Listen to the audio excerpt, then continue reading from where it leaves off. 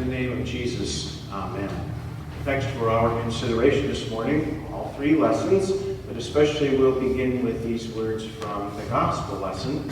So when you're offering your gift at the altar, if you remember that your brother or sister has something against you, leave your gift there before the altar and go.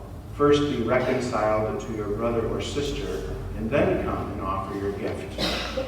Come to terms quickly with your accuser while you are on the way to court with him, or your accuser may hand you over to the judge, and the judge to the guard, and you'll be thrown into prison. Truly, I tell you, you will never get out until you have paid the last penny. And you answered, and I answered, what was that? This is the gospel of the Lord. I don't think so. What's gospel about that?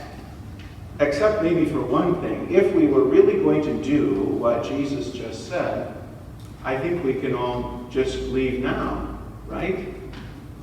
If someone has something against you, then don't come up here until you first go and be reconciled with that person, and then come back and offer your gift.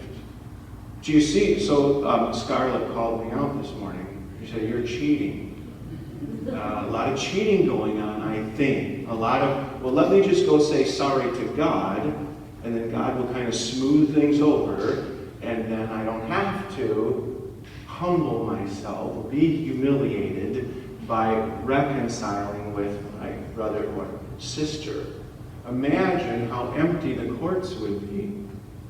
Think about the savings for the government if people would try and reconcile with their accuser on their way to court, before we get to court, before it's too late. And so you can see behind all of this Jesus urging us. The day in court is coming. Judgment Day. The day in court is coming. Do you really want to wait until you're in the court to argue your case and find out you don't have a very good case at all? And then the judge hands you over and so forth. I don't find any gospel in that, actually. So where is the gospel in the lessons this morning?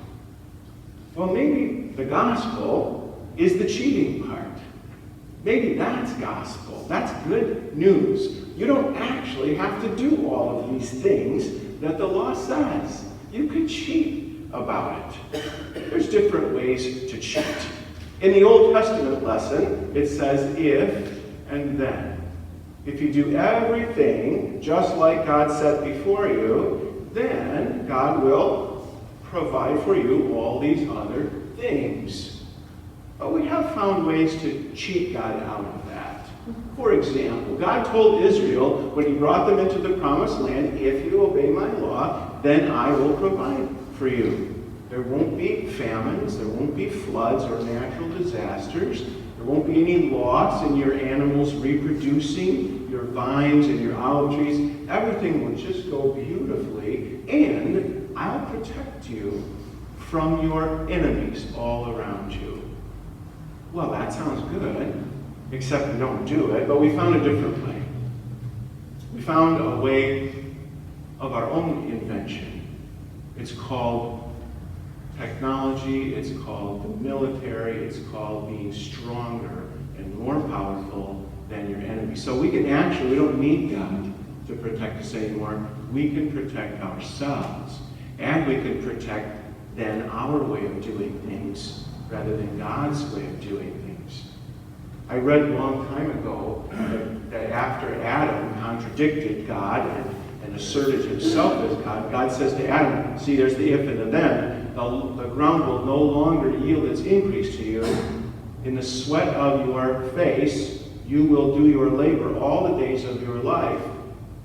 There will be thorns and thistles. But I was pastor to a congregation of farmers for 12 years, and they outsmarted the law. My farmers sat in beautifully comfortable chairs with Bose surround sound, with GPS satellite driving the tractor for them, air conditioned. So that actually the technology would guide the instruments in a super comfortable place, and that way the farmer was free to kind of scroll through the stock market and see how it's going.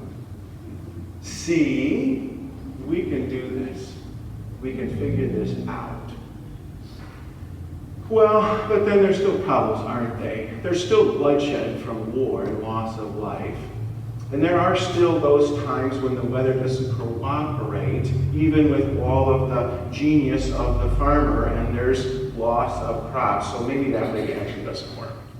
Let's go on to the New Testament way. Paul in Corinth, they had a way too. I joined a group. See, it's not as simple as just contradicting what God says. It's a little harder. It's not that easy, but still it works, doesn't it? If you join a group, then the group does the work for you.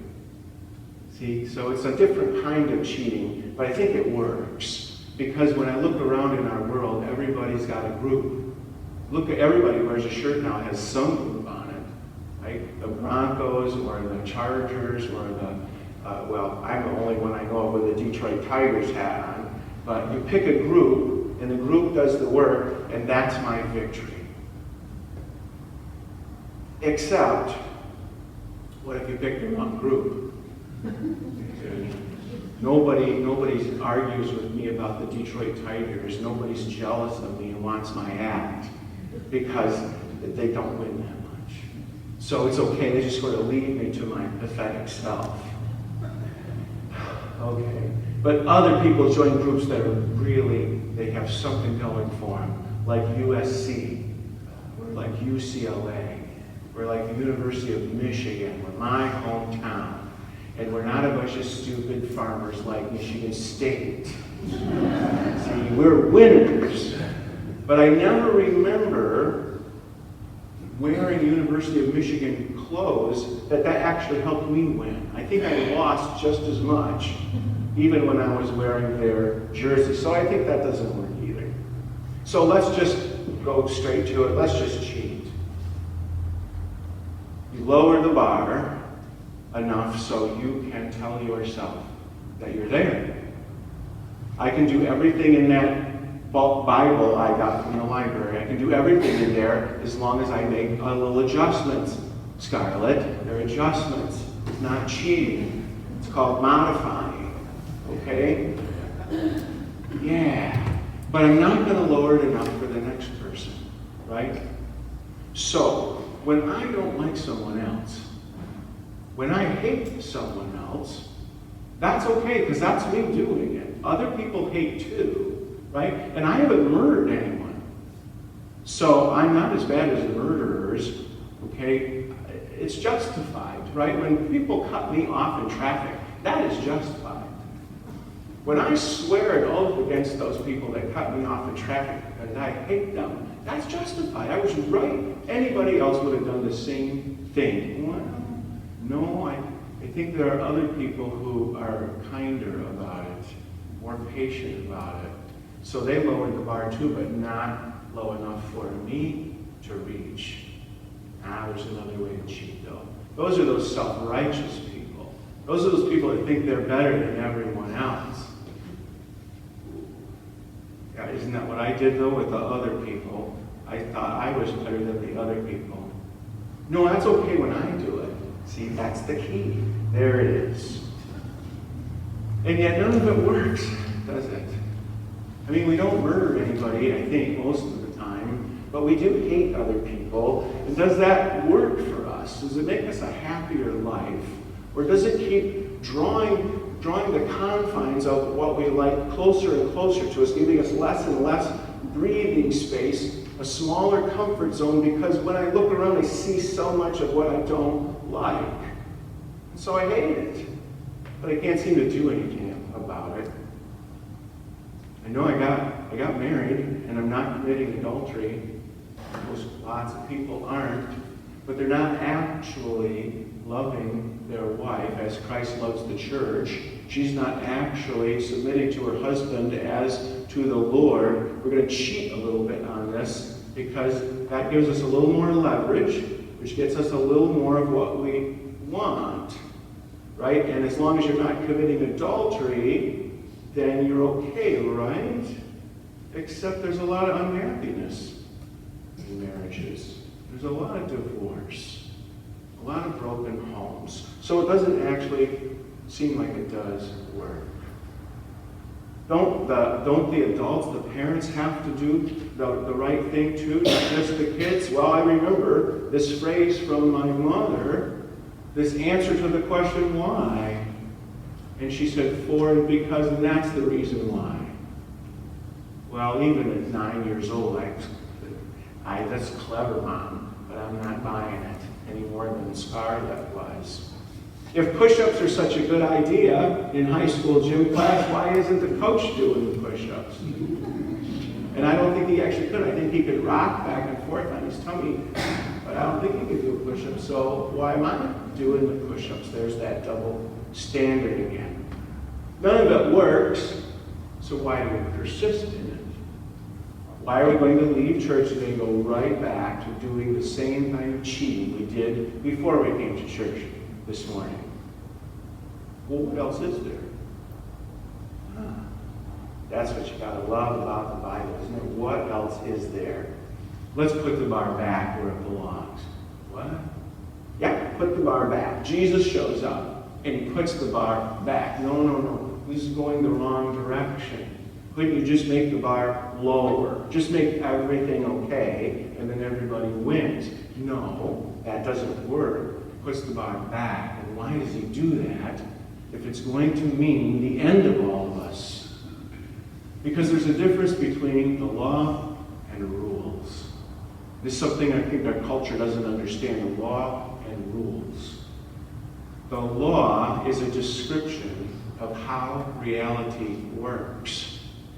You can't mess around with it. You can't change it. You can't disagree with it. You can't cheat about it. Right? This is what engineers know.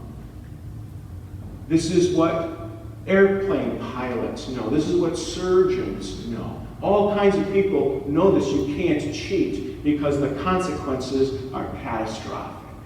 You cannot cheat against the law because that's the way reality works. And it is an extraordinary reality. A universe with such precision, held in that precision by its creator, and you can't make little cheats about it. This thing about how much temperature change before the redwoods die. It doesn't take much, does it? How much change in the salt in the oceans before the animals start to die. It doesn't take much to ruin this creation.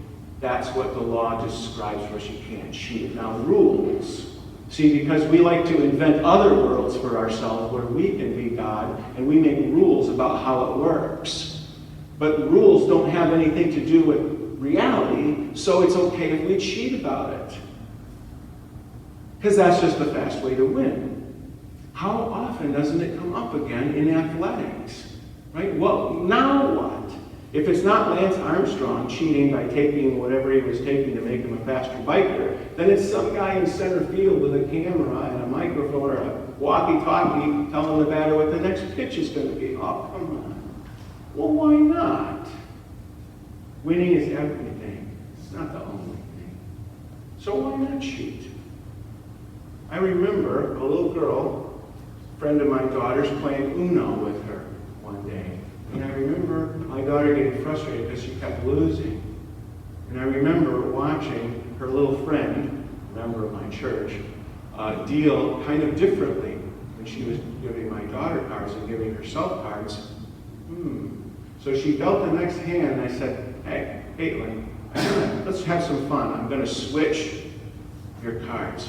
So you have what you dealt her, and she has what you dealt yourself. And Caitlin said, I don't want to play anymore.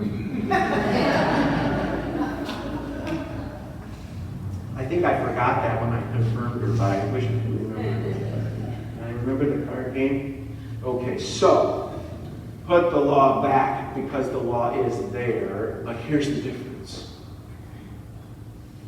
The law goes back on his back. The Creator comes in our nature, which is under the law, and he pushes up himself under all of that law. From his conception, through his pregnancy, through his birth, through his childhood, did all things according to the law. He has always shouldered the law, But in order to demonstrate to that, this is the epiphany of it, he comes into our nature and walks among us and shoulders the law. What does it look like to love your enemy? You've got 4 Gospels that will show that to you. What does it look like to live in perfect fidelity with God? No pouting, no lusting, no cheating on God, but perfect fidelity towards God. What does it look like to not swear falsely, actually to not swear at all, to just always be yes before God's will for him? That's what you see Jesus doing as he moves around. And what effect does that have on the people around him? Things get extraordinarily better, don't they? People's illnesses migrate from the sick person to the healer, to the great physician. They're healthy, but he absorbs their illness. He bears that illness. Dead people have their lives restored to them, and they're restored to their families and loved ones, and he assumes in himself that death. And guilty people are set free. And he assumes in himself not just their guilt, but even the burden of releasing them from it. Remember the woman caught in adultery? She doesn't say a word. Jesus does all of the talking for her, sends her accusers packing under their own guilt, because that's how they want to play, and he assumes hers in his own. Neither do I condemn you. Go and sin no more. It's a beautiful thing to watch Jesus put the bar back, to free us from all of this cheating and the consequences of it, and more than that, to let us know that he's the one bearing the bar. And so he has these 2 kinds of gifts for us. One gift is like the eagle that puts you under his wing to shelter you. This is what he does for our human nature, to shelter you from all that the law would say against you and all the effects of the law against you. He shelters you from that. He assumes it in himself. You see his wings spread out, if you will, in his crucifixion. But he also does what he did many times for people, so we would know he can and wills to. He raises you from the dead. He puts you on his shoulders. Do you remember when you used to ride around on your parents' shoulders? I don't think I do, actually. I wish I did. But I had a lot of kids ride around on mine, and I'm always jealous. But this has got to be the way to go. Right? You get to go everywhere. You get to see and do everything, and you're just in the best place ever. You're sitting on someone's shoulders, and you kind of get to hold on to their head. What a great, this is what we're talking about. This is the gospel. Is that Jesus, you can't get on the shoulders yourself. Jesus picks us up, puts us on the shoulders. That's a regenerated soul. And then he moves us about. He takes us places and accomplishes the things that the law requires of us. And we get to, when it gets a little nervous about this, we get to hold on to our head, the one who's ahead of us, the one who does the right thinking for us and gives us those thoughts, the one who loves for us. That's what his mind is about, and gives us the same mind. And if we were uncertain about it, he makes certainty as available as we avail ourselves of it. We start our services remembering this confirmation of those truths in our baptism. Reach back and draw strength and courage from that. He feeds us now. And unlike those other books, this is his body and blood. It doesn't represent it. It's not asking you to live up to it. It's going to be God's means of grace inside of you to give you the energy and the courage to know that you're on your Savior's shoulders and to begin to reach out with your hands just like he reaches out with his in love and care and goodness. God grant that for Jesus' sake. Amen.